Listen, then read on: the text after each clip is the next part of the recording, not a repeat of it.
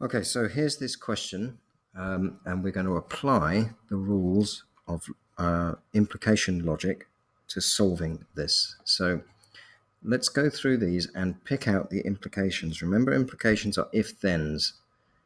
Okay, so, and we're also told that these are facts, right? So these are definitely facts.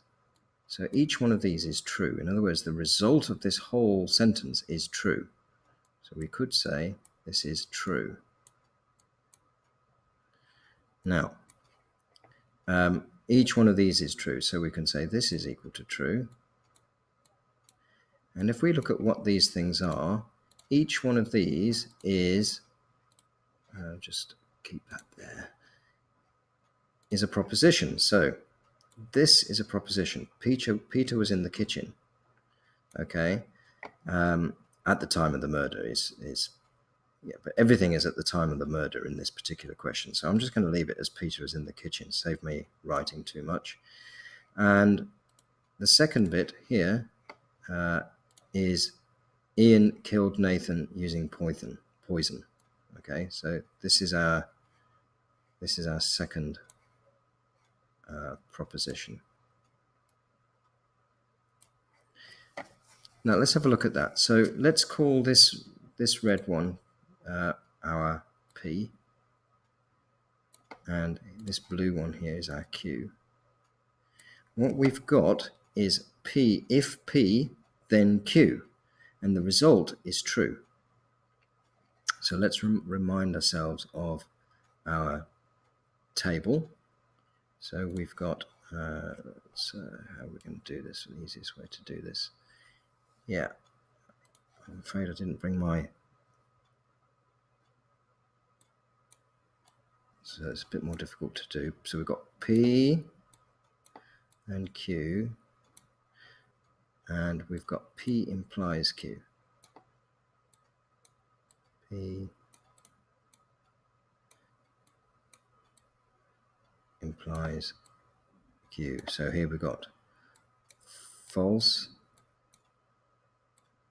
false, false, true, true, false, and true, true. And our implication table gave this as true, true, and false, and true. Okay. Now, if you look at this, back to this implication table here, this is Peter was in the kitchen. We don't know whether that's true or false. We don't know whether Peter was in the kitchen. It just says if he was. Okay, so here we've got Peter was in the kitchen. Peter in kitchen implies, and the other one is Ian killed Nathan with poison. We know that this is a fact. Okay, so this is equal to true.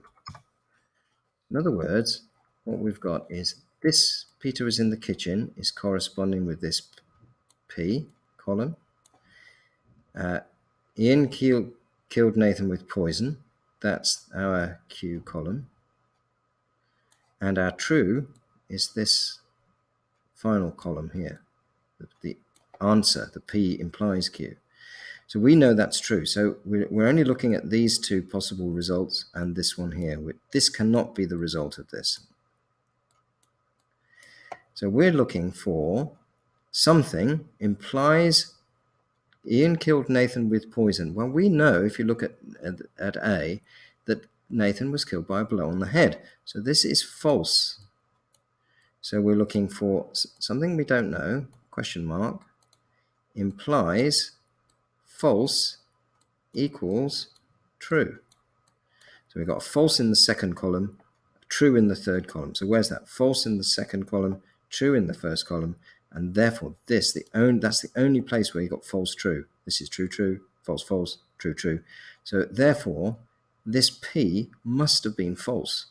So this is false. Okay, this is definitely false. Peter is in the kitchen is false. So Peter was not in the kitchen. Okay, so we know Peter was not in the kitchen. Okay. Now, if Peter was not in the kitchen, let's remember that.